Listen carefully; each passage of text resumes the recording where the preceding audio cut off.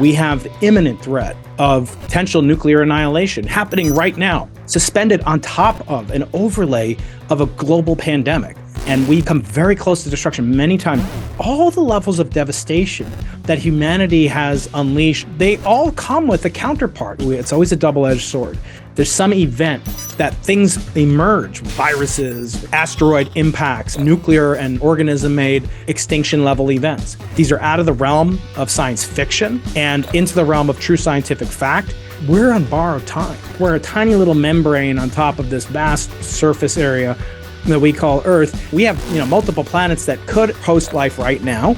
Our first radio transmitters in the 20s, broadcasting our existence to any alien species. Here we are. Either it's a dinner bell, either it's a warning. We can't say for sure what we're broadcasting because we don't know who's listening to it. So this is legitimate science. This is not woo-woo tinfoil stuff.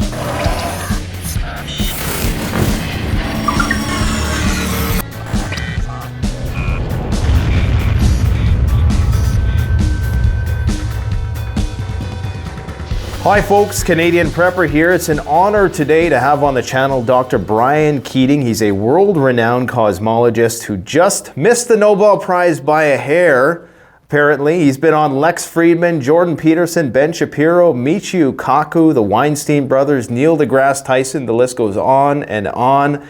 It's an honor to have you here today because I'm always looking for alternate perspectives on this whole preparedness thing.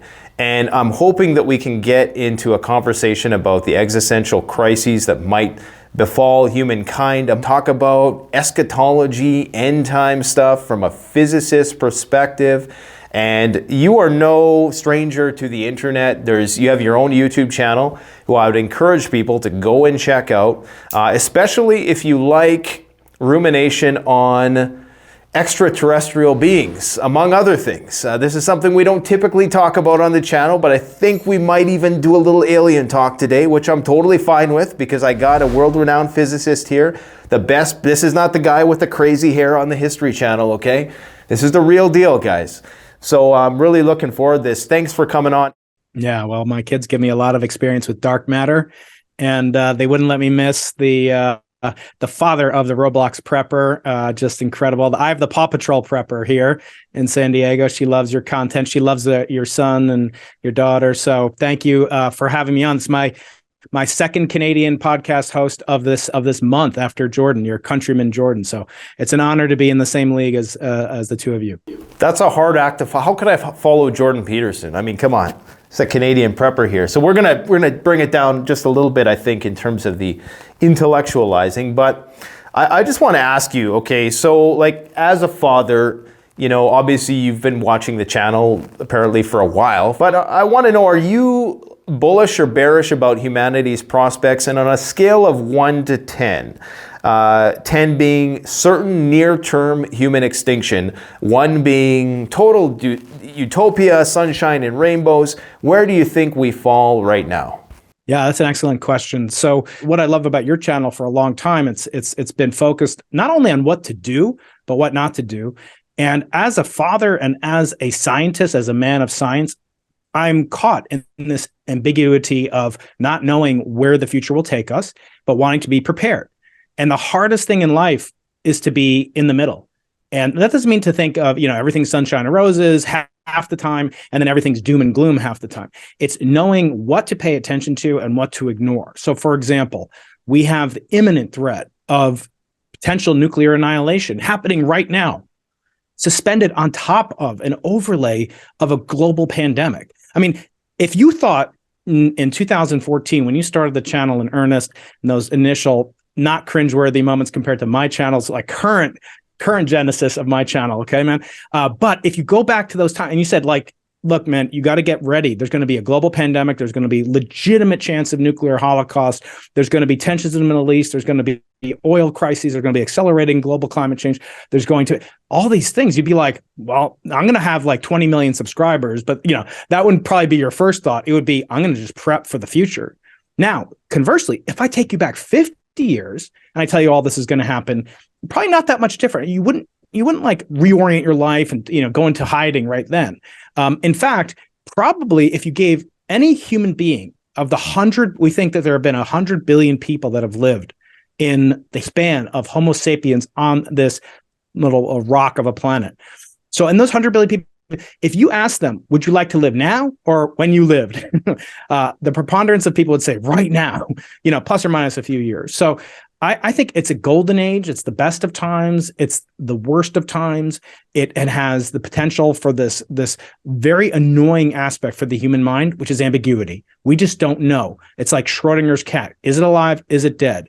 We can agree on things. We can disagree on things. Here in America, we have the Second Amendment, which we take advantage of. But we don't think we should have a portable thermonuclear, HIMARS 2 system in our house.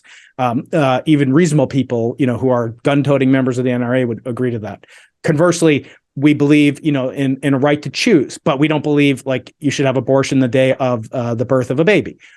And that's why there is so much polarization, because we try to find what the answer is. We try to predict, we try to throw out alternative consequences and just focus on one. So right now, I'm kind of short-term nervous, long-term very optimistic about the state of humanity. Yeah, that's good. I mean, part of the reason why I got into preparedness in the first place was there is a overall optimistic bias towards the future that's present in our society. Some people might call it the normalcy bias. So in order to kind of counterbalance that, you almost need to go in the other direction, and somebody's got to be the guy in the room saying, hey, this can go wrong, this can go wrong, this can go wrong, so it doesn't inevitably go there. So you almost need to stoke the fires of that every so often with maybe a little bit of alarmism to get the conversation going, which is why, there's people like Guy McPherson, who's very climate doom and gloom. I don't agree with his prognosticating about the environment and how, things are going to collapse by 2030, but I think it gets people talking. So there's potentially a value to it in that respect. But, there's different, conflicting views on whether or not that's useful. Sorry to interrupt, but I think one of the things is that if you're contrarian, you sound smart. I mean, you only have to be right, once to have, to have basically a career. I've had on Peter Schiff, on our podcast. I had him on to talk about the virtues of Bitcoin, which he refused to do. But we talked about, all these predictions that he made back in 2006 and 7, and he was right. And now the question is he right about everything else? Well, you can make a career out of this. In science, though, it's very different. You can only be wrong once. If you make a mistake in science, your credibility is on the line, and you can do that. You can get away with that. And we'll talk about famous examples of that. And it's actually one of the most pernicious and diabolical forces in all of science right now is the reliance of the public on science has never been more, but the public's understanding of science has never been less. So how do you, kind of balance the Scylla and the Charybdis together? It's a very precarious position that we're on. I mean, we control the powers of the atom, the powers of the cell, the nucleus, and what can we do with it is kind of limited by sober heads prevailing. And we've missed destruction, come very close to destruction many times. You've categorized this on the channel many times. But what I'm worried about is that the polarization does seem sort of, irrevocable. Like we only seem to go in one direction. I have yet to see the ratchet move the other direction. And maybe that's because it can't, because the human mind is wired towards contrarianism, towards Cassandraism, and so forth. But we have to always maintain this optimistic, positive bias, not be Pollyanna, but always maintain the bias that humans are capable of this magical, future, but only if we act, soberly and rationally. Problem is, the leadership is really just not taking us there. In one of your recent conversations with Eric Weinstein, he had said that he thought that we were on borrowed time. And it was just kind of a passing comment that he made, but it was in reference to the incompetence of our leadership. Now, do you share that sentiment, or do you have faith in their ability to mitigate some of these issues that we face? Or do you think that, we have to go through a great reckoning first? Yeah, I want to first pledge my allegiance to Klaus Schwab, Nate. As you know, we have to always have our allegiance clear and present. I took down my shrine before the video started, so yeah. Yeah, you've got your Trudeau shrine. So here's an interesting contrast. So Eric, when he had that conversation with me, it was, a dire warning to humanity, and he's I love him for his rants, and I get to hear some of them over a bottle of scotch and a cigar that the general public's not privy to. But the point I think he's trying to make is we have an 80-year-old president, and just take, not being Democrat or, Republican. I always say, look, I became an astronomer because there's no Republican constellation. There's no Democratic asteroid. There are different, kind of procedures that both parties might adhere to, climate change versus, economic benefit. But look, let's look at Biden. He's 80 years old. Take an 80-year-old American male. What's his life expectancy? It's only 6 years. And that's an average figure. That means in any given year, he has like an 8% chance of dying. You just take, 92% to the eighth power, and you see what that's going to come out to be. And that's about 50% or so if I do the math in my head. The point being that he's very likely to die. He's much more likely to die, and he should live and be well. And I, I'm not a huge supporter of him and the way that he is kind of polarized.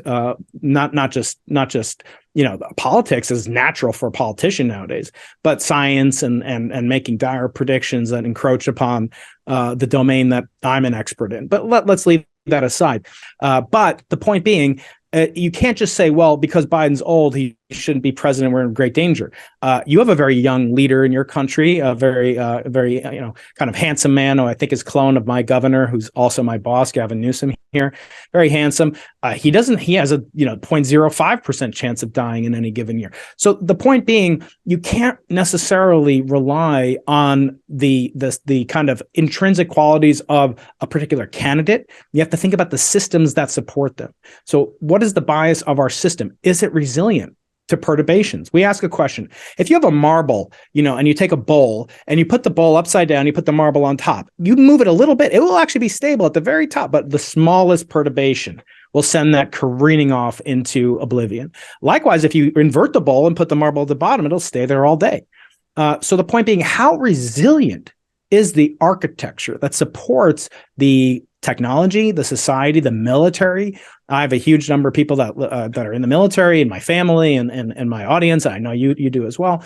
The point being, they're incredibly resilient. And I once heard it said by, I think it wasn't a guest. Oh, yes, it was a guest. His name is David Marquet, spelled Marquette. He's a commander of the USS Santa Fe, which is the worst performing nuclear powered submarine with nuclear tipped missiles in the whole United States Navy. And he turned it around from worst to first. And he has a book called Turn the Ship Around. It's a great book on leadership. And people always ask me, well, why are you reading books on leadership? You're an astrophysicist. Well, I'm not one dimensional. I contain multitudes. I love to learn different things. I watch about prepping and I watch about string theory. Okay. These are the most, and I talk about these things on my channel too, which gives me an outlet for my otherwise narcissistic behavior. But the point being, David Marquet, commander in the US Navy, said, if Joe Biden wants to kill somebody, it takes about 20 different phone calls and 14 different organizations before a guy on a wire who's a dangerous, violent man will pull that trigger and off somebody. And it's a good thing that we have those systems. It's a good thing that we have these resilient systems. They've come close to breaking down in the past, though. So we have to ask ourselves, what can we do to build in systems at the base layer of reality, which is physics? And I think there's a whole lot of opportunity for us in the physical sciences that we normally shirk because we like to be in our comfortable white ivory towers and speculate about things that are completely esoteric and in some cases quite meaningless. But we have an obligation, and we've actually done quite a good job throughout history. We've come close to creating apocalypses because we've in molecular biology, which is the science behind viral manipulation, CRISPR. That came out of physics. That another name for molecular biology is biological physics. Watson and Crick were physicists. Rosalind Franklin was a physicist. So we've been in the DNA field. We've been obviously in the nuclear realm. We've created the atomic bombs of all different types. But we also have created atomic energy. We've created astronomical travel to the stars. We've created the laser, the maser, the MRI, the CAT scan. Physics can do great good. And the question is, how do we make it resilient by building into our systems a more close connection to physical reality? And I hope we can talk about some of that today. Absolutely. I mean, technology is definitely a double-edged sword. Now, as a cosmologist, you're always talking about, and a lot of your work focuses around what happened at the Big Bang, how far does our ignorance go back type thing. There seems to be this obsession within society with end times, whether it's just the psychology of the alpha and the omega, and rightly so, because, I've been listening to I've been on this Terence McKenna kick, and he says one of the most absurd things in science is at its core this idea that something just manifested out of nothing. Like, the idea is so incredibly absurd, but it's like the basis of all scientific inquiry. Yet we're told, that, well, the belief in God is silly, or, it's not scientific or rational.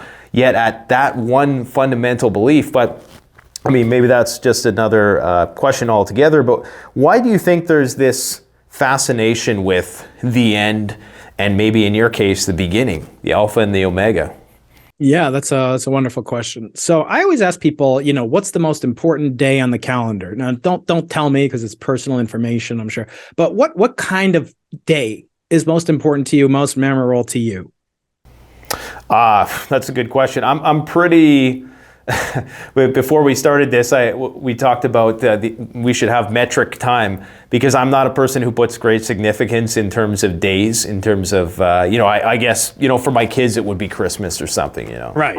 Okay, so Christmas. What's Christmas? Yeah. By the way, I think you just proved, without admitting it, that your wife doesn't watch your channel very much. Because, if you were smarter than me, you might say my anniversary. Okay. Yeah, right. I'm not going to hold that against you. So, honey, I would say my anniversary. But, yeah, we're pretty unconventional like that, but yeah. Okay, so you are. Very good, very good. So most people will say Christmas, New Year's, my birthday, my wife's birthday, anniversary, kids' birthdays, et cetera, et cetera. What are those? Those are beginnings.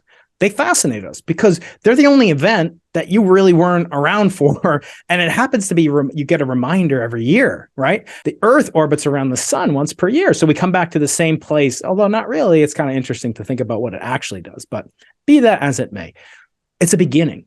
And your own personal beginning, you did not witness, okay? Even if you have video, it's not really the same thing. And I don't want to watch those videos anyway.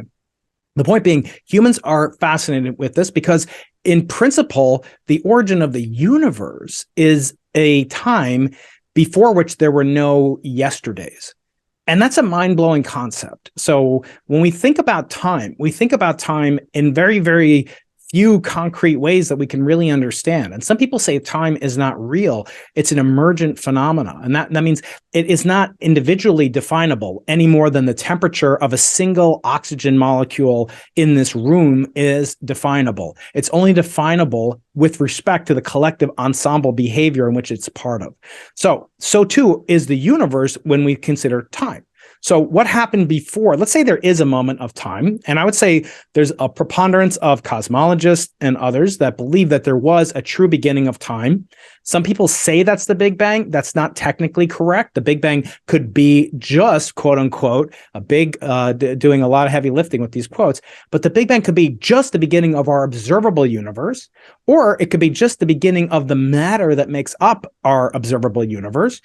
Or it could be the endpoint of a previous universe. But if it is the beginning, true beginning of not only our observable universe and the matter within it, but of time itself, the question is, what happened, the Tuesday before that?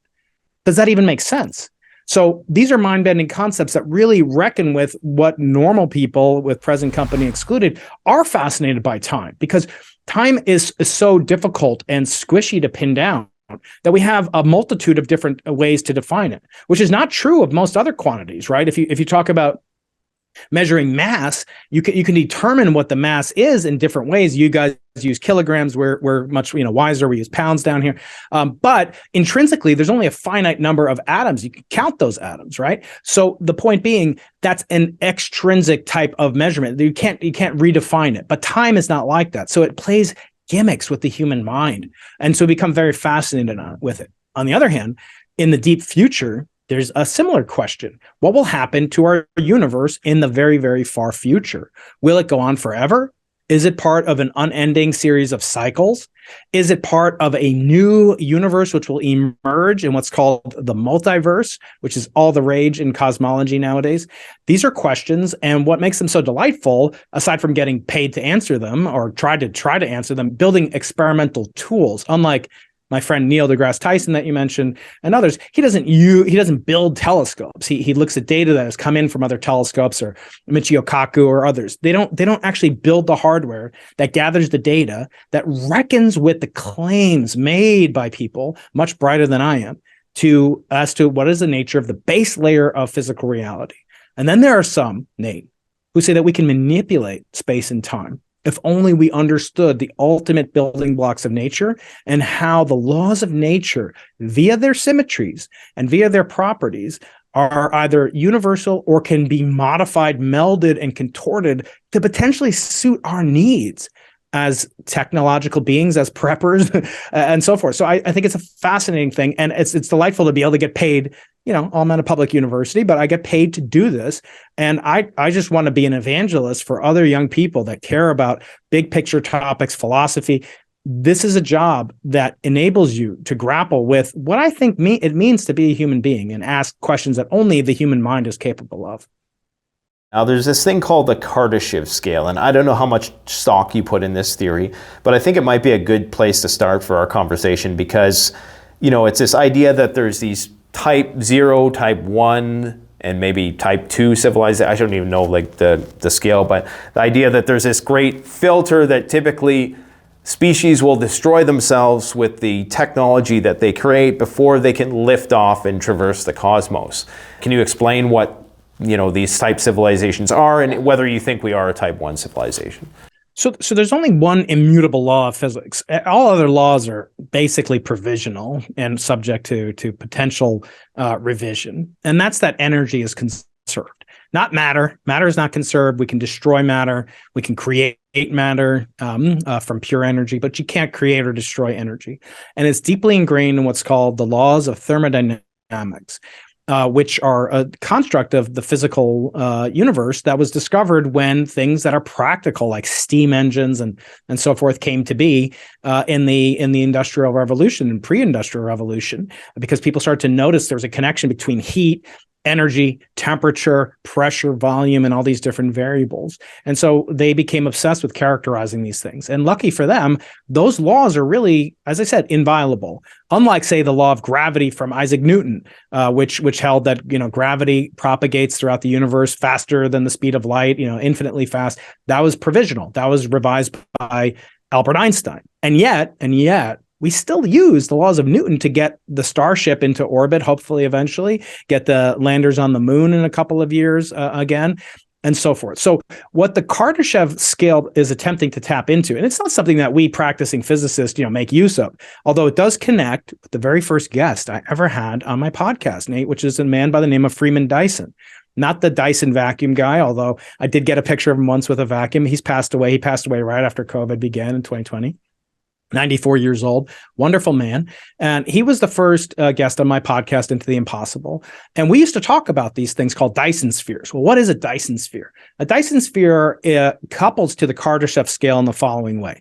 The Kardashev scale attempts to classify the different levels that a civilization's technology could achieve, which would be driven by the most fundamental, inviolable quantity in all of the universe, which I said is energy.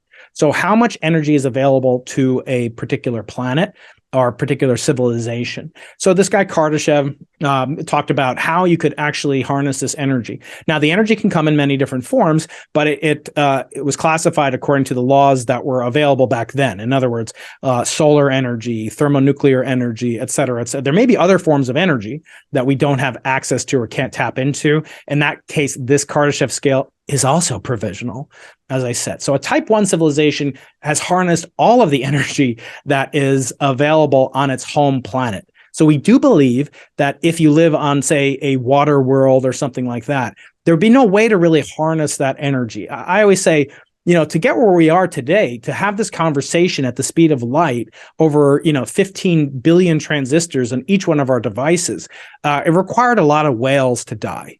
And people are like, well, what are you talking about? Well, how do you you didn't design a computer using a computer. right? The first computer was not made using a computer. The first transistor was not made by making a transistor. The first computer program was not written with another computer program.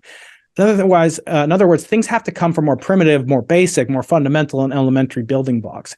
In this case, we needed to burn whale oil to have light in order to write down the laws of thermodynamics.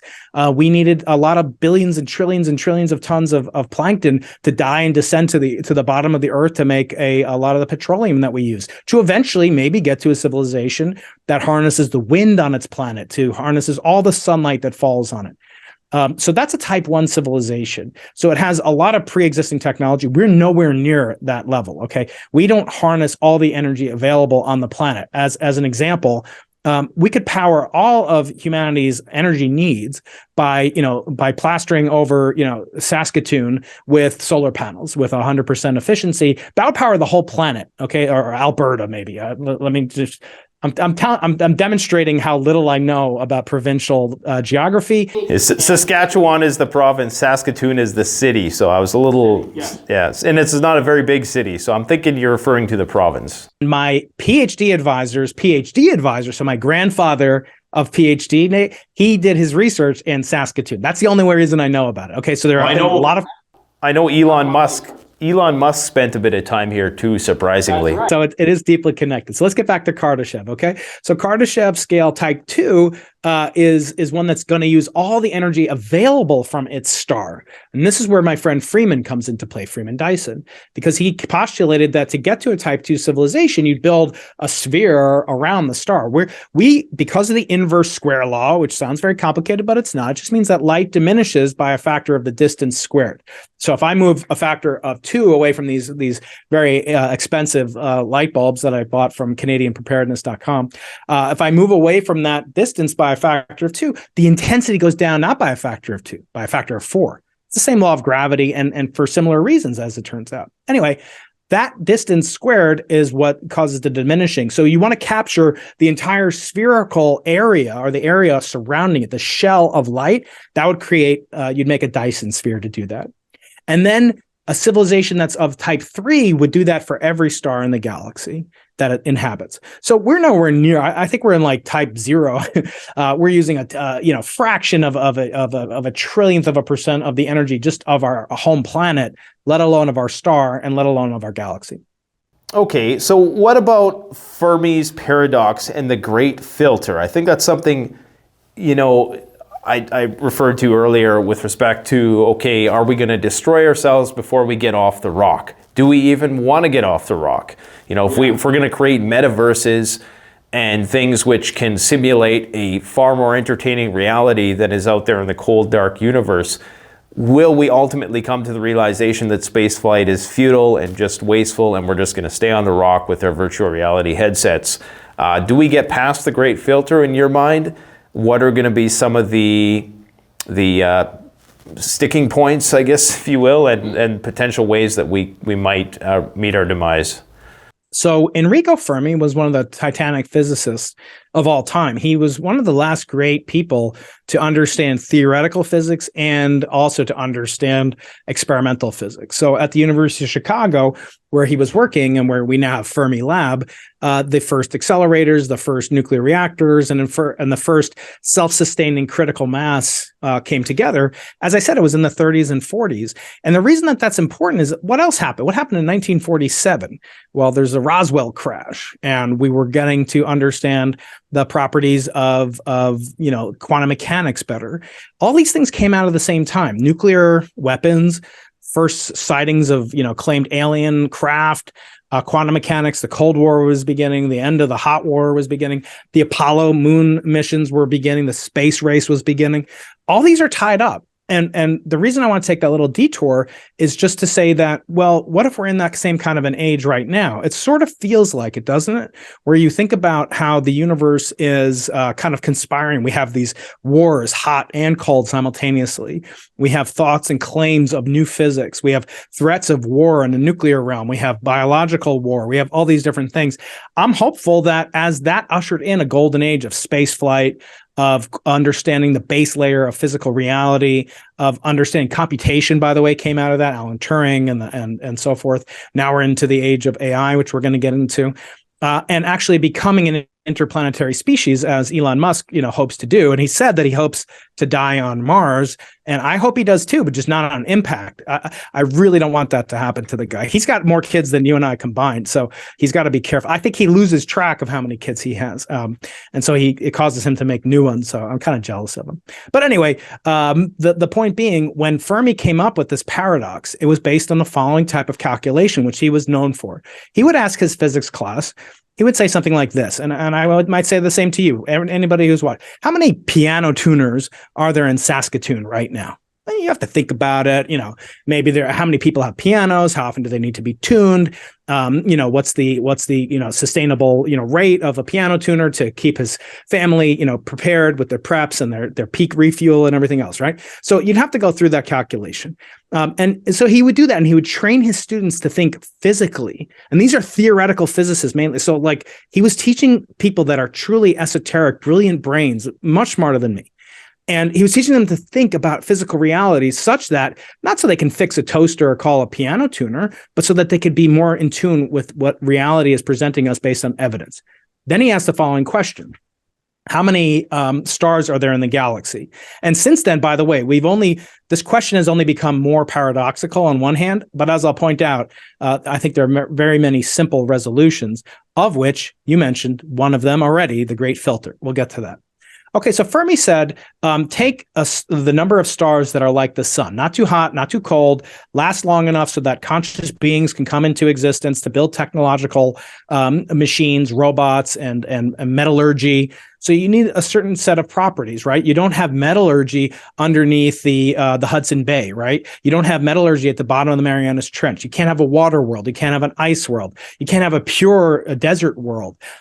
So there are many, many compromises that would have to be met in order for us to have the right conditions to make a technological life. He wasn't concerned with, where is the yeast slime mold, from planet, Blorcon 7. He didn't care about those because they're not going to come to us presenting us with a paradox, or fail to come to us, presenting us the paradox as to why they don't exist. So he said, take the number of stars that have Earth-like planets in what's called the habitable zone, where you can have liquid water. On occasion, it can be solid water. I've heard that you sometimes get solid water up there, and maybe even this time of year, but we'll see what happens.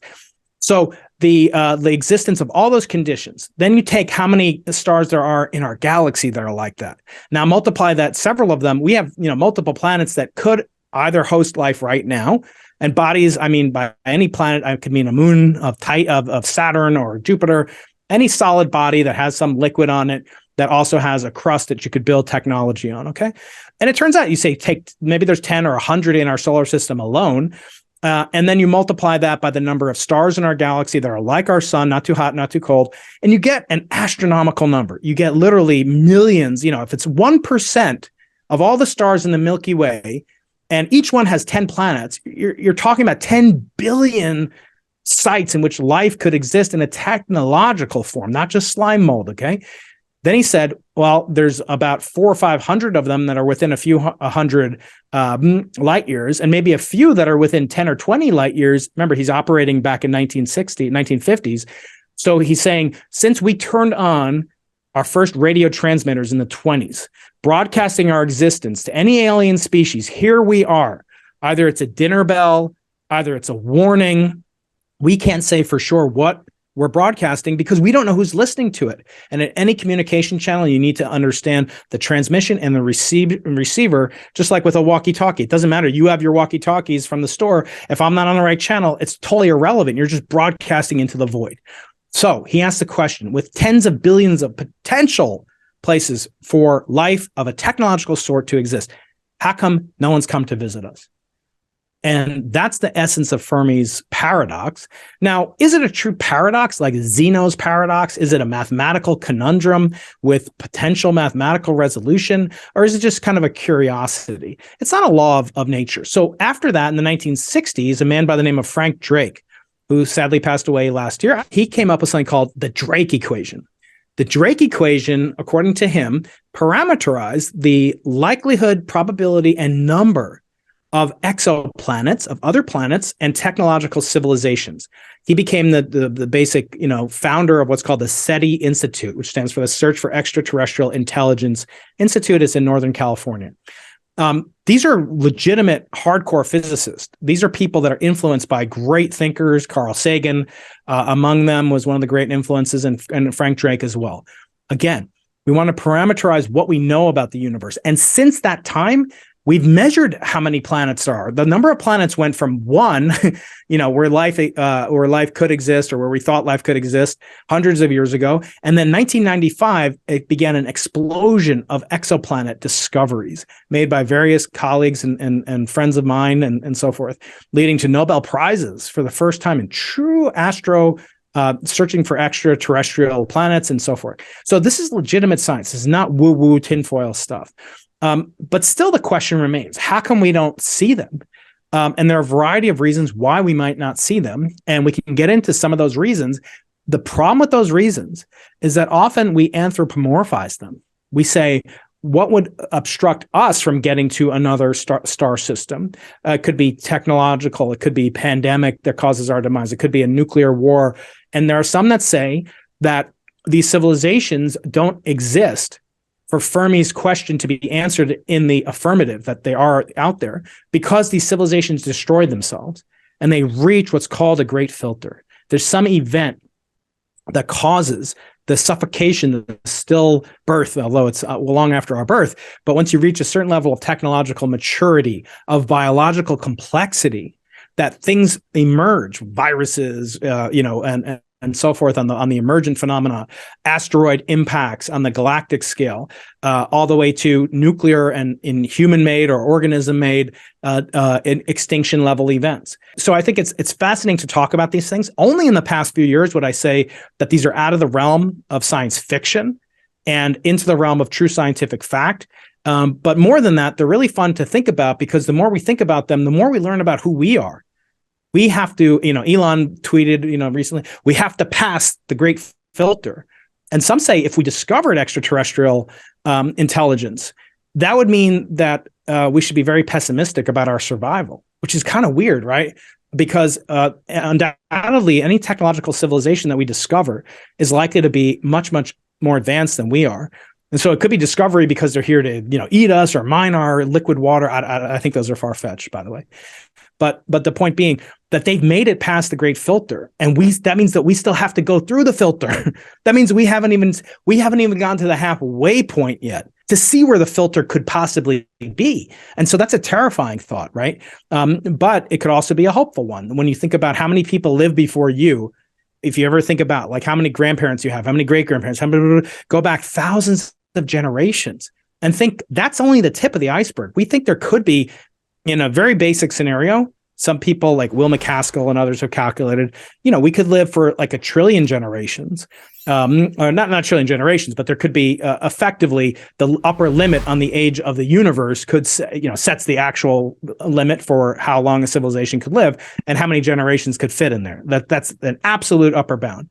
Not the one that I take seriously, but thinking for the long future, I think it is useful to think about these things. Technology is a double-edged sword. We can't hope that the people who are solely trained in the technology, the mathematics, the engineering, that they have the wisdom to appreciate how that technology should be employed or restrained. The best way to support this channel is to support yourself by gearing up at CanadianPreparedness.com, where you'll find high-quality survival gear at the best prices, no junk, and no gimmicks. Use discount code PREPPINGGEAR for 10% off. Don't forget, the strong survive, but the prepared thrive. Stay safe.